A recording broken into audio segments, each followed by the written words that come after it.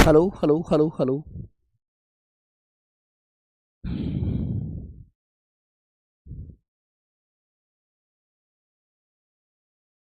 नया मा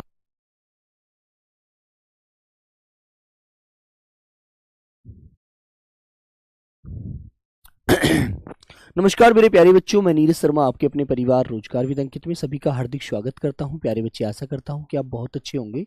सभी प्यारे बच्चों को मेरा नमस्कार, जय हिंद। तो कैसे हैं आप सब लोग?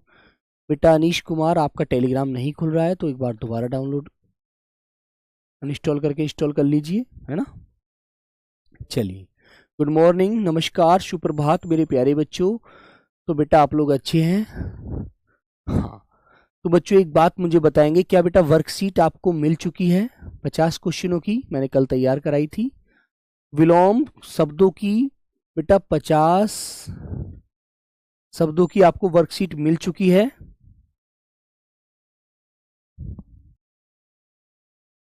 गुड मॉर्निंग सभी को, राधे राधे, जय हिंद, आदाब, सत श्री अकाल, नमस्कार मेरे प्यारे बच्चों, सुप्रभात।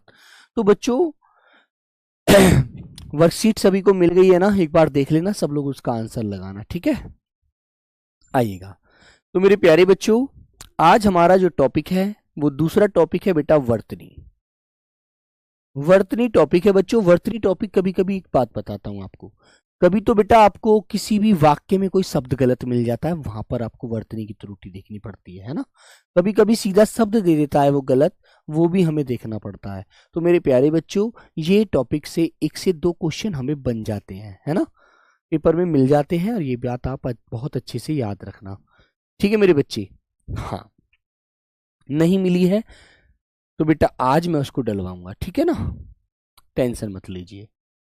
चलो बेटा, तो प्यारे बच्चों हेडिंग डालेंगे आप लोग वर्तनी।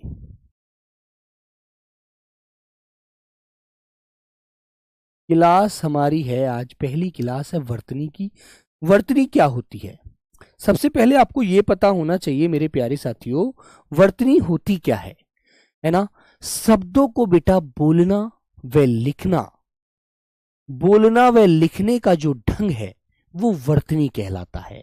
समझ में आ गई बात प्यारे प्यारे बच्चों, है ना? ठीक है बेटा, शब्दों को बोलना व लिखना का जो ढंग होता है वो वर्तनी कहलाता है। ठीक है मेरे बच्चे, टाइम की बेटा वैल्यू है, लेकिन टाइम के पीछे आज बहुत बड़ा घोटाला हुआ है ना, वो चीज मैं आपको भी समझा दूंगा, ठीक है ना।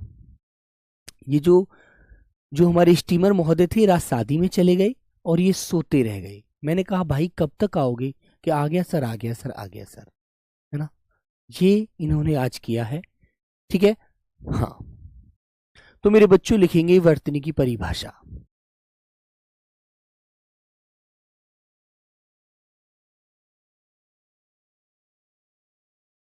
लिखिए बेटा, वर्तनी की परिभाषा लिखेंगे। लिखेंगे शब्दों को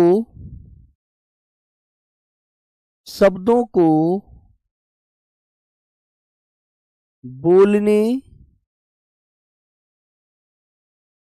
व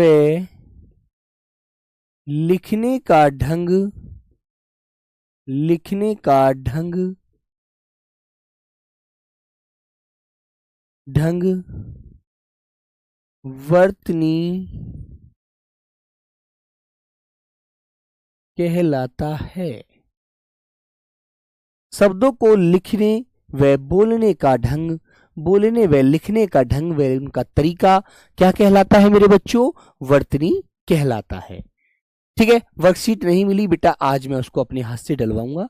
कल मैंने तैयार तो करा दी थी शाम, मैंने कहा था कि आज शाम को डाल देना, लेकिन नहीं मिली है तो आज मैं उसे अपने हाथ से डलवाऊंगा, ठीक है।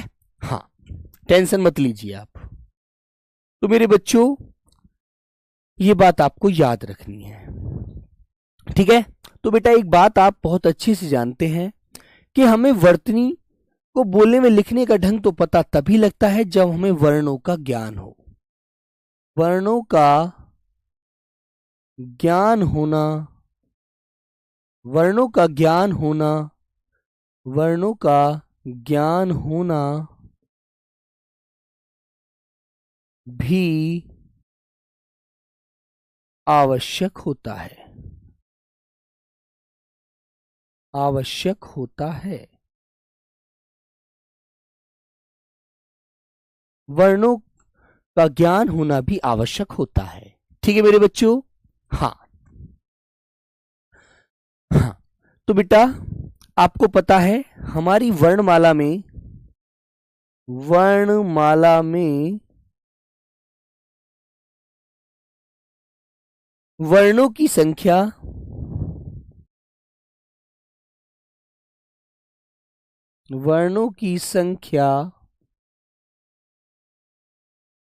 वर्तमान में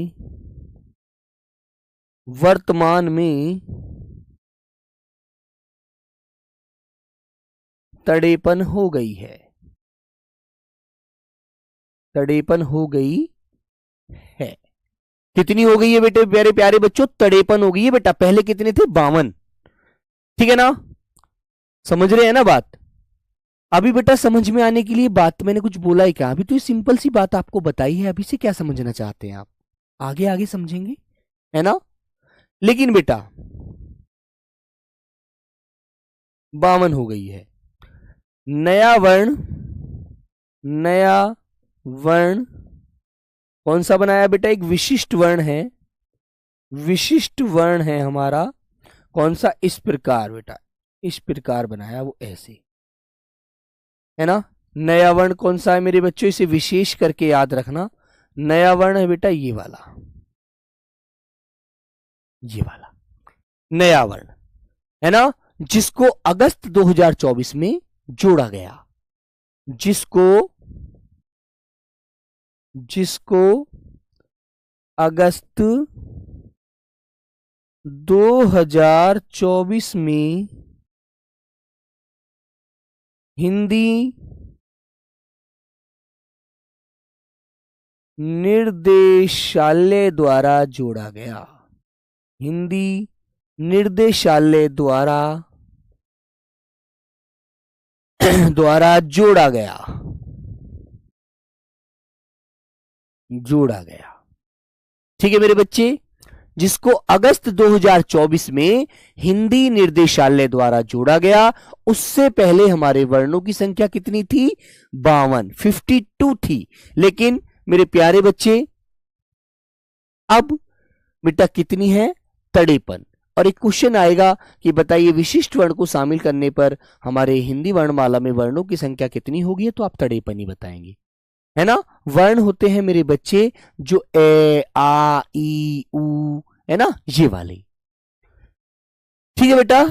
हाँ चलिएगा, तो ये बात आपको ध्यान रखनी है, ये बात आपको याद रखनी है। तो मेरे प्यारे बच्चों आप जानते हैं हमारे हिंदी में स्वरों की संख्या कितनी है? हिंदी भाषा में बेटा पहले हमें यह ज्ञान होना चाहिए, उसी के बाद तो वर्णों को जोड़ना सीखेंगे। हिंदी भाषा में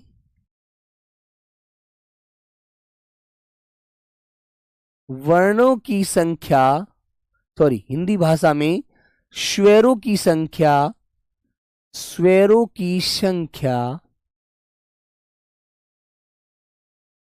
कितनी है बेटा? 11। कितनी है? 11।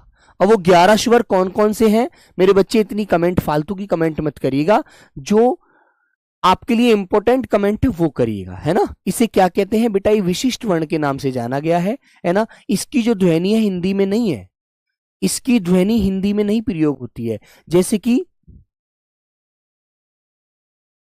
जैसे कि तमिल भाषा है ना, राजस्थानी भाषा है, वहां पर इसका उच्चारण किया जाता है। देवराज, हमारे हिंदी में इसको शामिल तो कर लिया गया है, लेकिन अभी देवनागरी लिपि में इसका कहीं भी आवाज के नाम से पूरी तरह प्रयोग नहीं हो पा रहा है। ठीक है, इसलिए आप इसमें टेंशन मत लीजिए, आपको इससे क्वेश्चन मिलेगा भी नहीं अभी। ठीक है बेटा? रितेश यादव बहुत अच्छे से ध्यान दीजिए। ठीक है मेरे दोस्त? हाँ बेटा, डालने दो, चोरी दुनिया करती है, उसे करने दो, उसे भी करने दो। चोरी करके कोई बड़ा इंसान नहीं बनता, याद रखना, है ना? अपनी मेहनत से बड़ा आदमी बनता है आदमी। तो मेरे बच्चों आपको ये बात ध्यान रखनी है, हिंदी भाषा में स्वरों की संख्या कितनी है? 11। अब वो 11 कौन कौन से स्वर होते हैं मेरे बच्चों?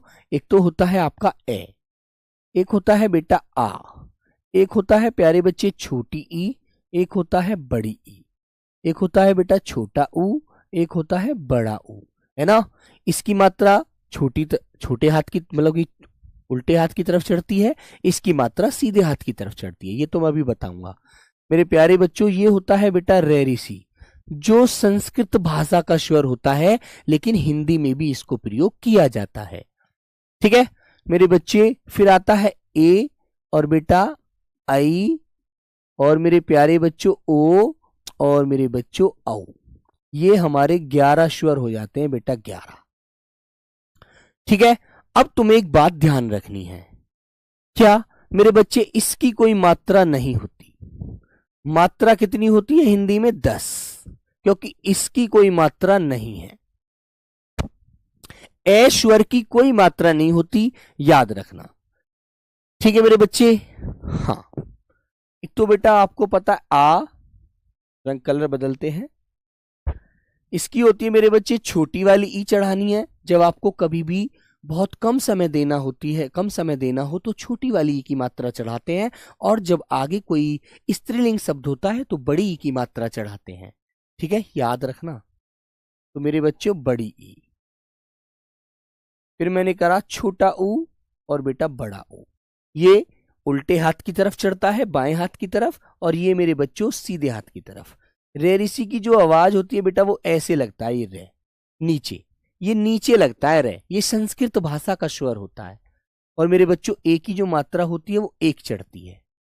कभी भी आपको ध्यान रखना है, कभी भी आपसे कोई पूछे कि ए की मात्रा कितनी होती है, 1, और आई की मात्रा जो होती है मेरे बच्चों वो होती है 2। ठीक है ना। और बेटा ओ की मात्रा कितनी होती है, 1, और औ की मात्रा कितनी चढ़ती है मेरे बच्चे, 2 चढ़ती है। याद रखना इन बात, ठीक है ना। ओके मेरे बच्चा, ध्यान रखेंगे इन बातों को आप अच्छे से। लेकिन मात्रा रो 12 पढ़ाई गई बेटा, वो 12 मात्रा नहीं पढ़नी मेरे बच्चे, वो 12 कड़ी होती हैं, है ना। मात्रा 10 ही होती हैं, स्वर 11 होते हैं, मात्रा 10 होती है। ए जो होता है ए मात्रिक स्वर होता है, ए मात्रिक, ए मात्रिक स्वर, ए मात्रिक स्वर होता है। ठीक है ना, याद रखना मेरे बच्चे। अंगा और अहा स्वर नहीं होते, अयोग वा वर्ण होते हैं। ये चीज मैं आपको इसलिए बता रहा हूं ताकि आपको पता रहे। विशेष करके मेरे बच्चे में लिख रहा हूं अंगा और बेटा अहा, ये हमारे स्वर नहीं होते, ये प्यारे बच्चों अयोग वा वर्ण होते हैं, है ना। ठीक है मेरे बच्चों, ये बेटा अयोग वाह वर्ण है, अयोग वाह, अयोग वाह वर्ण, अयोग वाह वर्ण होते हैं मेरे प्यारे बच्चों, ये स्वर नहीं होते, याद रखना। ठीक है, स्वर तो सिर्फ 11 होते हैं और जिनमें मात्रा 10 होती है, ए की कोई मात्रा नहीं होती, याद रखना बच्चे, ये चीज आपको अच्छे से ध्यान रखनी। ठीक है मेरे प्यारे साथी, ये बात बताओ किसकी समझ में नहीं आई। तो बेटा ये क्या है हमारे स्वर, ठीक है ना, और ये क्या है मेरे बच्चों, मात्रा। ए स्वर की कोई मात्रा नहीं होती, ए बेटा उदासीन वर्ण होता है, उदासीन स्वर होता है। ठीक है, उदासीन स्वर होता है, ए उदासीन स्वर होता है, ये चीज आप याद रखना। क्यों होता है उदासीन का मतलब क्या है ना मेरे बच्चे। बेटा प्रशांत, तुम वर्णमाला से क्वेश्चन नहीं पूछा जाएगा, ये फिजूल क्वेश्चन मत रखिएगा दिमाग में, है ना। लेखन के आधार पर 13 और उसके सिर्फ परंपरागत आधार पर 13 माने जाते हैं, लेकिन स्वर वैसे आपसे नॉर्मल पूछा जाएगा तो स्वर 11 होते हैं। ये क्वेश्चन आपके अनुसार आपके पेपर में नहीं आने वाला कि स्वर कितने होते हैं, लेकिन मैं आपको सिर्फ समझा रहा हूं, क्योंकि वर्तनी जब आप समझेंगे तो वर्तनी में मेरे बच्चों आपको ये पता होना चाहिए कि कौन से स्वर की मात्रा किधर से लगती है, कौन से स्वर की मात्रा होती है। ठीक है ना। हाँ, तो बेटा याद रखेंगे, ए की कोई मात्रा नहीं होती, आ की मात्रा सीधी ऐसे लगती है पीछे, ई की मात्रा छोटे हाथ बाएं हाथ की तरफ चढ़ती है, और बेटा बड़ी ई की मात्रा दाएं हाथ की तरफ चढ़ती है, और ऊ की मात्रा बाएं हाथ की तरफ चढ़ती है और बड़े ओ की मात्रा जो होती है वो सीधे हाथ की तरफ चढ़ती है। रे ऋषि की मात्रा बेटा ऐसे नीचे लगता है रे, है ना, ध्यान रखना। ठीक है बेटा। और बेटा ए की मात्रा एक होती है, आई की मात्रा दो होती है, ओ की मात्रा ऐसे आपको लगानी है। ठीक है मेरे बच्चे, किसी के ऊपर भी आप चढ़ाएंगे। ठीक है भैया। और ओ की मात्रा मेरे बच्चे दो होती हैं, याद रखेंगे। ठीक है भाई। हाँ, तो ये चीज आप याद रखना। अब आपको मुझे एक बात बतानी है बच्चे, वो क्या बात याद रखनी है, आइएगा। सबसे आपसे पहले आपको एक बात पता होना चाहिए कि मेरे बच्चों, हमारे जो शब्द हैं उनको लिखने की कितनी इकाई होती हैं, बताइए सब लोग। शब्द संरचना की इकाई कितनी होती हैं, बताओ बच्चों। शब्द संरचना की इकाई कितनी होती हैं, कितने प्रकार से शब्द लिखे जाते हैं, बोलो बच्चों, बोलो भैया। शब्द कितने प्रकार से लिखे जाते हैं बेटा? तड़ेपन वा जो एक वर्ण था ना, विशिष्ट वर्ण जोड़ा गया था मेरे बच्चों, जो ला की तरह आवाज है उसकी, ला जैसे ले बनता है ना, तो ला की तरह आवाज है बेटा, वो हमारी हिंदी में नहीं लिखा जाता, प्रयोग किया था वो तमिल भाषा में, है ना, राजस्थानी भाषा में, वहां पर किया जाता है। ठीक है ना, याद रखेंगे। तो लिखेंगे शब्द संरचना की, शब्द संरचना की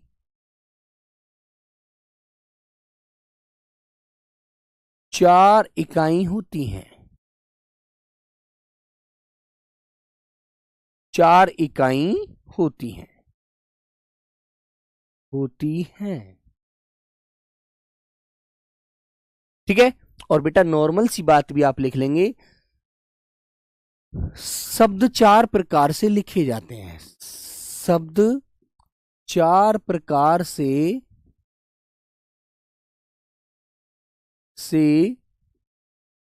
लिखे जाते हैं। शब्द चार प्रकार से लिखे जाते हैं।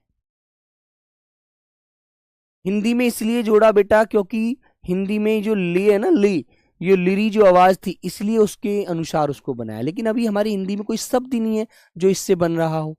ठीक है ना। हाँ, तो जितना आपको बताया जाए उतना आप ध्यान रखिएगा बेटा, फंसना नहीं है ना। ये आपके पेपर में नहीं आने वाला क्वेश्चन, वर्णमाला से आपके पेपर में कोई क्वेश्चन नहीं है।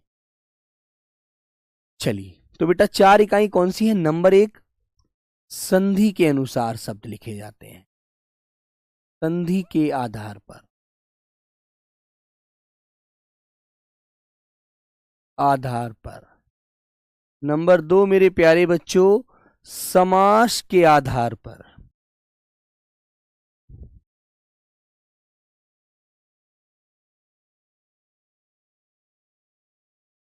है ना। नंबर तीन भैया, उपसर्ग के आधार पर। अब उपसर्ग का ज्ञान तो आपको हो ही गया, उपसर्ग के आधार पर। नंबर चार मेरे प्यारे बच्चों, प्रत्यय के आधार पर।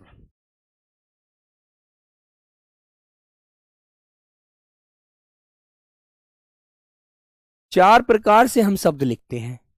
ठीक है, वेरी गुड। ये बात आपको अच्छे से समझ में आनी चाहिए, है ना मेरे दोस्त। जैसे बेटा संधि के आधार पर मैंने कोई शब्द लिखा, देखो मैं उदाहरण के रूप में बता रहा हूं, मेरे को लिखना है हिमालय, मेरे को शब्द लिखना है हिमालय, तो मैं कैसे लिखूंगा, मुझे कैसे ज्ञान होगा कि ये शब्द सही लिखा है मैंने, है ना।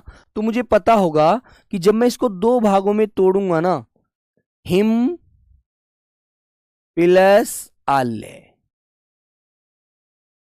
हिम प्लस आल्य, तो बेटा पहले वाले शब्द का अंतिम वर्ण मैं है, तो मैं में से जब मैं हलंत लगा दूंगा तो मेरे बच्चे मैं में से ए की आवाज बाहर आएगी, है ना।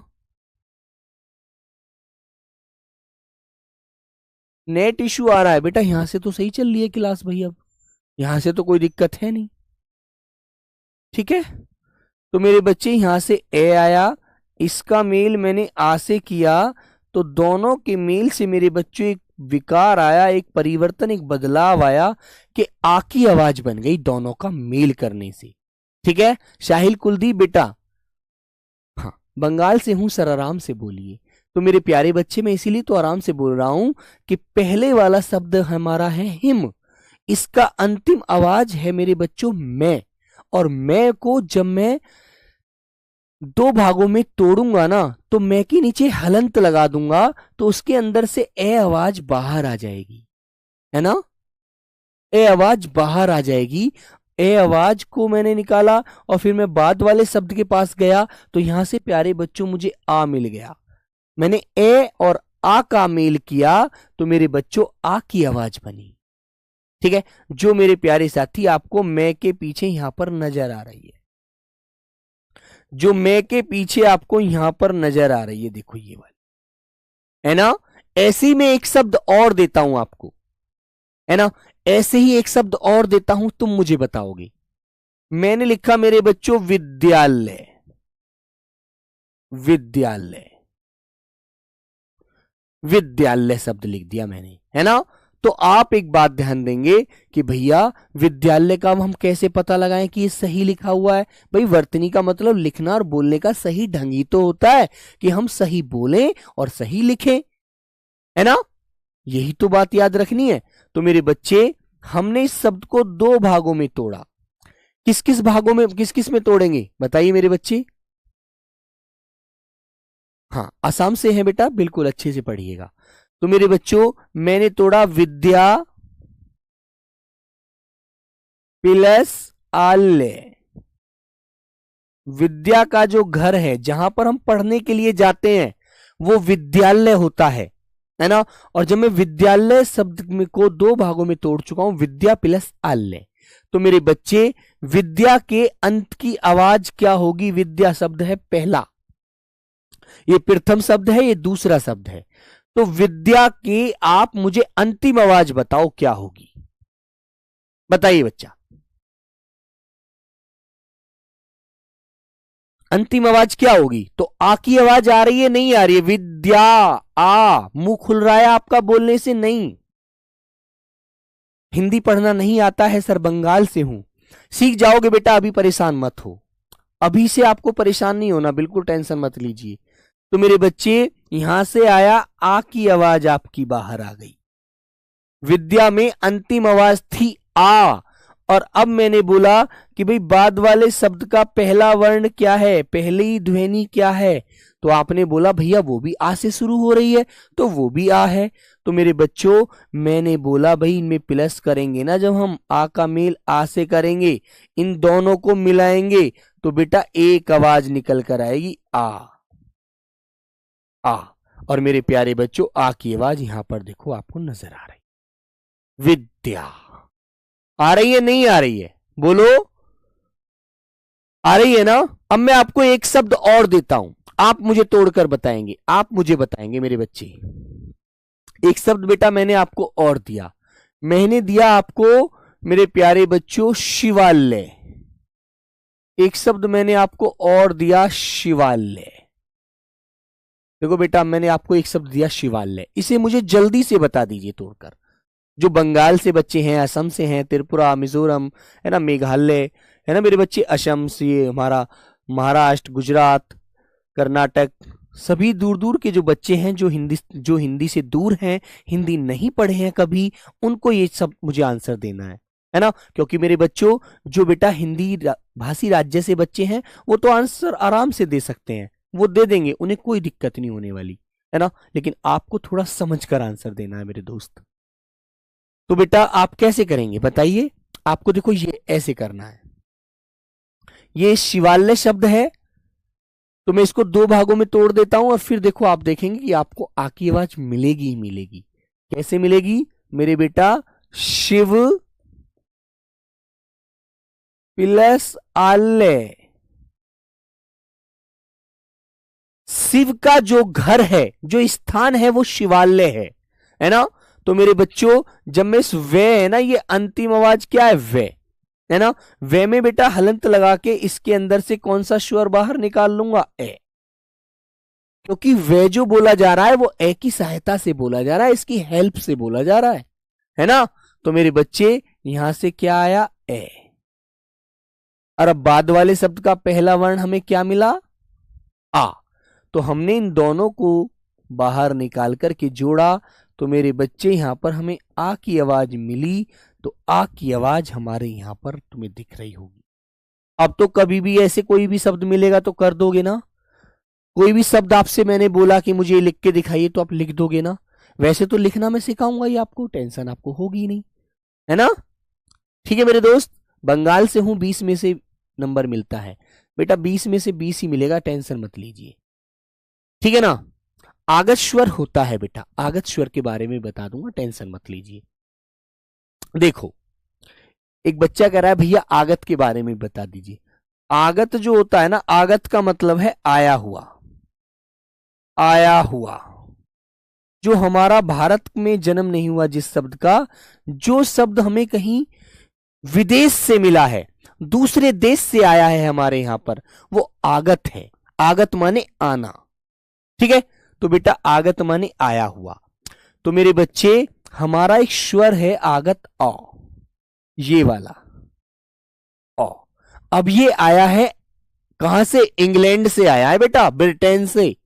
ये हमारा नहीं है, भारत वालों का नहीं है, भारतीयों का नहीं है, ये स्वर ये विदेशी है, अंग्रेजी भाषा का है ना। ये बेटा अंग्रेजी भाषा का स्वर है। अब अंग्रेजी हमारी भाषा थोड़ी है, अंग्रेजी तो विदेशी भाषा है। अंग्रेजी भाषा बेटा कहां की है, विदेशी है, विदेशी भाषा है मेरे बच्चों, याद रखना इस बात को, विदेशी भाषा। अब इससे बनने वाला जो भी शब्द बनेगा वो अंग्रेजी का ही होगा। कोई भी शब्द मिले, है ना, कोई भी शब्द हो, जो भी हम शब्द इससे बना हुआ लिखेंगे वह शब्द हमारा इंडियन नहीं होगा, वो बेटा विदेशी होगा। जैसे, ठीक है, जैसे मेरे दोस्त मैंने कहा, आपके सामने एक शब्द लिखा मैंने, मेरे बच्चे मैंने बोला मुझे कॉफी पीनी है, कॉफी।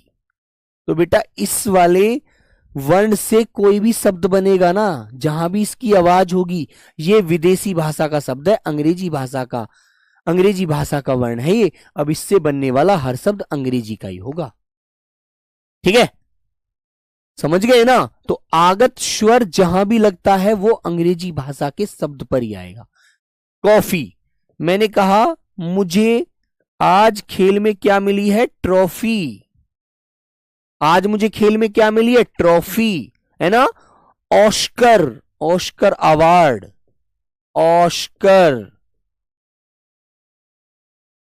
ठीक है मेरे बच्चे, ऑस्कर, ठीक है। जैसे मैंने तुमसे बोला कि तुम्हें आज बुखार चढ़ रहा है, कि हाँ भैया, तो तुमने दवाई ली कि नहीं, कि फिर जाओ तो फिर डॉक्टर के पास। तो डॉक्टर शब्द कैसा होता है, अंग्रेजी भाषा का शब्द होता है। तुमने लिखा डॉक्टर, डॉक्टर ऐसे लिखा ना डॉक्टर। अब डॉक्टर कोई हिंदी भाषा का शब्द है, हिंदी भाषा में तो वैद्य होते हैं बेटा, वैद्य जी होते हैं, वो देसी दवाई देते हैं। डॉक्टर तो अंग्रेजी भाषा का शब्द है, समझ गए आप लोग। तुमसे मैंने बोला कि तुम्हें पढ़ते पढ़ते इतना दिन हो गए, तुम्हें अभी पढ़ाई की नॉलेज नहीं हुई, नॉलेज, नॉलेज, है ना, कि भैया तुम कॉलेज नहीं गए, कॉलेज, कॉलेज। तो बेटा इस वाले स्वर का प्रयोग हमेशा अंग्रेजी के शब्दों पर होता है, ना कि हिंदी के शब्दों में। और ये शब्द यदि हिंदी में प्रयोग भी हो रहे हैं तो बेटा ये अंग्रेजी के ही हैं, ठीक है, ये हिंदी के नहीं है, ये अंग्रेजी के ही शब्द हैं जो हम आज भी अपनी भाषा में प्रयोग कर रहे हैं अपनी सहायता के लिए, है ना। मैंने तुमसे कहा कि यार मैं गाड़ी से आ रहा था, मेरी गाड़ी का ऑयल खत्म हो गया, ऑयल, है ना। एक तो ऑयल होती है, ऑयल तेल, एक ऑयल, ऑयल जो अंदर डलता है बेटा उसमें, मोबी ऑयल, ऑयल जो अंदर इंजन में डलता है ना। तो बेटा इसे क्या बोलते हैं आप लोग, ऑयल, है ना। बोलते हो ना, तो ये सभी शब्द अंग्रेजी के शब्द होते हैं, ध्यान रखना, है ना बच्चे। हाँ, तो ये आपके सामने बेटा, आपको ये बात भी ध्यान रखनी है। अब बच्चों बात आती है समास के आधार पर, जो हमने पूछा, समास के आधार पर शब्द को कैसे लिखते हैं। समास के आधार पर, चार आधार पर ही तो जानते हैं हम शब्द को, समास के आधार पर वर्तनी, आधार पर शुद्ध वर्तनी, शुद्ध वर्तनी लिखना।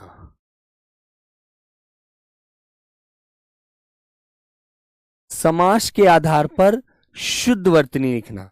जैसे बेटा मैंने एक शब्द बोला आपके सामने, राजपुत्र, दूसरा बोला बेटा राजमहल, ये दो शब्द मैंने आपके सामने लिखे। अब इन दोनों शब्दों को मैं जब तोड़ूंगा ना, इनका समास का विग्रह करूंगा, इनको स्पष्ट रूप से बताऊंगा आपको खोल करके, है ना। तो मेरे बच्चों आप देखना कि जब इन शब्दों को हम दोनों को मिलाकर के जोड़ेंगे ना, लिखेंगे, तो मेरे बच्चे वहां पर ऐसे ही लिखेंगे, है ना। ठीक है बच्चे। हाँ, जैसे मैंने कहा राजपुत्र, तो बेटा इसको हम कैसे डिफाइन करते हैं। राजपुत्र कौन होता है, राजा का पुत्र। जो राजा का पुत्र होता है वही तो राजपुत्र कहलाता है। बोलो भाई, जो राजा का बेटा होगा वही तो राजपुत्र कहलाएगा।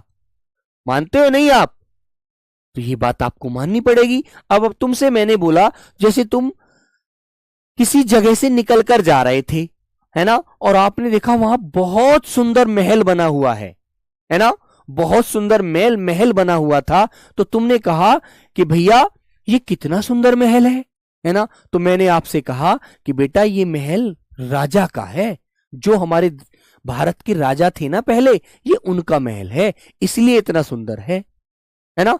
समास का मतलब क्या होता है, समास का मतलब होता है किसी शब्द को बड़े को छोटा करके लिख देना। जैसे इतनी बड़ी बात ना बोल करके उसको छोटे से रूप में बता देना, है ना मेरे बच्चों, जिसको हम कहते हैं संक्षेप। संक्षेप बोले तो छोटा करके लिखना, छोटा करके लिखना, इसका मतलब है छोटा करके लिखना, संक्षेप में छोटा करके लिख देना, है ना। तो मेरे बच्चे राजमहल को हम कैसे बोलेंगे, राजा का महल, राजा का महल, ये है बेटा राजमहल। ऐसे बेटा एक शब्द मैंने आपको और दिया, मैंने आपके सामने एक शब्द और लिखा और आपसे कहा कि बेटा आप मुझे बताएंगे। मैंने कहा गंगा जल, गंगा जल, तो गंगा जल का आप कैसे इस शब्द को डिफाइन करेंगे कि यह शब्द बिल्कुल सही लिखा हुआ है। संक्षेप मतलब छोटा करके लिखना, इतनी बड़ी बात ना बोलना कि राजा का महल, आप उसे छोटा करके कह सकते हैं राजमहल, बस। ठीक है, तो मेरे बच्चों आप कैसे बोलेंगे, गंगा का जल, गंगा का जल, गंगा जल। ठीक है, ठीक है बच्चे। मैंने जैसे एक शब्द आपको और दिया, जैसे आप कहीं जा रहे हैं, आपके पास पैसे हैं, आपके पॉकेट में पैसे हैं बच्चे, है ना, और पॉकेट से किसी ने पैसे चुरा लिए, कोई आपके पैसे चुरा कर ले गया, आपके पॉकेट को किसी ने मार दिया, है ना। ठीक है, तो मेरे बच्चों मैंने कहा ये तो भैया जेब कतरा है, कोई जो तुम्हारे पैसे ले गया, जेब कतरा, जेब कतरा, जिसने हमारी जेब जो थी, पॉकेट जो था, वो कतर दिया, काट दिया, है ना। ठीक है दोस्त, तो बेटा आंसर मैंने कहा भाई ये जेब कतरा ये किसे कहते हैं, कि जेब को काटने वाला, जेब को काटने वाला, जेब को काटने वाला, जेब को काटने वाला। अब आपने इतनी बड़ी बात ना बोल करके आपने एक छोटी सी बात में उसका अर्थ बता दिया इसी शब्द से, जेब कतरा। ठीक है, अरे भाई मेरे पैसे कहां गए, अरे भैया कोई जेब कतरा ले गया, पॉकेट मारने वाला ले गया, है ना। तो मेरे बच्चों आप इतनी बड़ी बात नहीं बोलेंगे, इतना सारा नहीं बोलना आपको, आपको एक छोटे से रूप में ही पूरे शब्द को लिख देना है। अब तुम्हें बताता हूं क्वेश्चन कैसे आता है। बेटा देखो क्वेश्चन कैसे आएगा आपके सामने वर्तनी में, वो कहेगा राहुल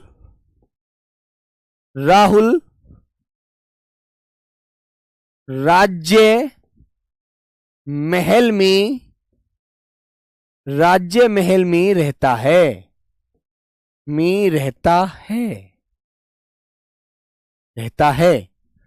फिर इसके नीचे रेखा खींच के दे देगा, ऐसे रेखा खींच देगा, है ना। और आपसे कैसे पूछेगा, रेखांकित शब्द का सही रूप क्या होगा,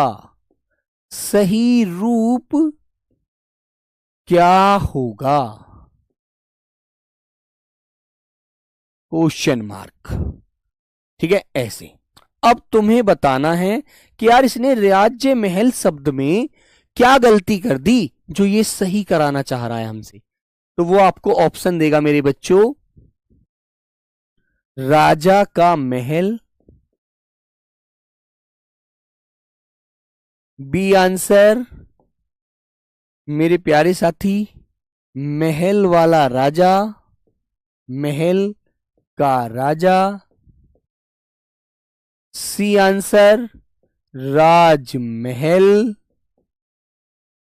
या मेरे बच्चों डी आंसर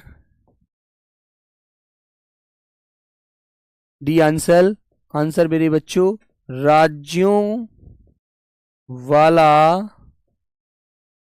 महल। अब तुम्हें सही वाला आंसर बताना है, अब तुम्हें इसमें सही वाला आंसर बताना है कि सही शब्द कैसे लिखा जाता है।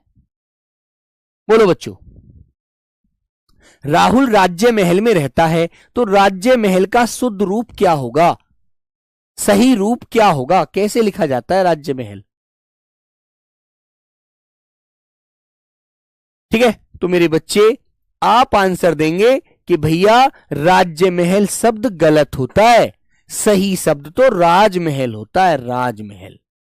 सी वाला आंसर राइट होगा कि सही शब्द तो राजमहल होता है, राज्य महल थोड़ी होता है ना। और ये राजमहल शब्द बना किस शब्द से है, ये राजा का महल से बना है ना।